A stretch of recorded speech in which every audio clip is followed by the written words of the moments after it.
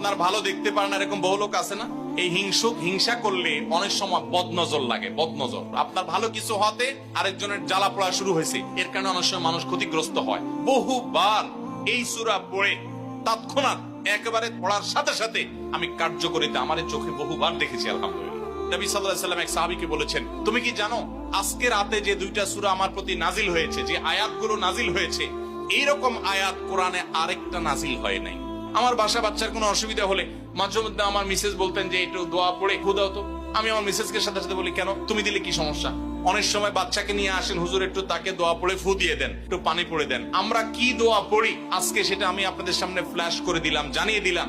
আপনার যদি কোনো বিপদ হয়, আজকে অনেক ভাই প্রশ্নে লিখেছেন, অনেক সময় মানুষ বলে, ভাই আমার বাচ্চাটার এই সমস্যা, আমার ওই ওয়াইফের এই সমস্যা, আমার স্বামীর এই সমস্যা, আমার এই সমস্যা, আমরা আল্লাহর কাছে আশ্রয় চাইতে জানি না। আজকে শিখে যান, এই 2টা সূরা নাজিল হওয়ার যে প্রেক্ষাপট, সেই ঘটনা শুনলে আমাদের ঈমান আরো বেড়ে যাবে ইনশাআল্লাহ।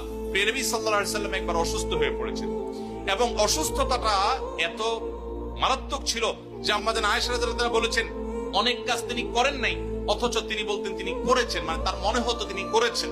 আবার অনেক কাজ তিনি করেছেন তিনি ভুলে যেতেন, মানে এরকম একটা অবস্থা তার তৈরি হয়েছে যে স্বাভাবিক না অস্বাভাবিক, আমাদের অনেকের হয়। তখন নবী সাল্লাল্লাহু আলাইহি ওয়াসাল্লাম বিভিন্ন তখনকার যে চিকিৎসক ছিল তাদের সহযোগিতা নিয়েছেন, বিভিন্ন ট্রিটমেন্ট করেছেন, কিন্তু কোনোভাবে কোনো কাজ হচ্ছিল না।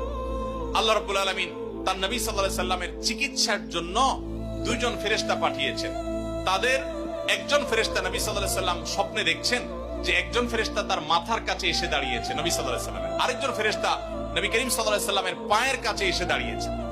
মাথার কাছে যে ফেরেশতা দাঁড়িয়েছেন, ওই ফেরেশতা পায়ের কাছে থাকা ফেরেশতাকে জিজ্ঞাসা করছিলেন যে এই লোকটার কি হয়েছে, অর্থাৎ নবী সাল্লাল্লাহু আলাইহি ওয়াসাল্লামের কি হয়েছে।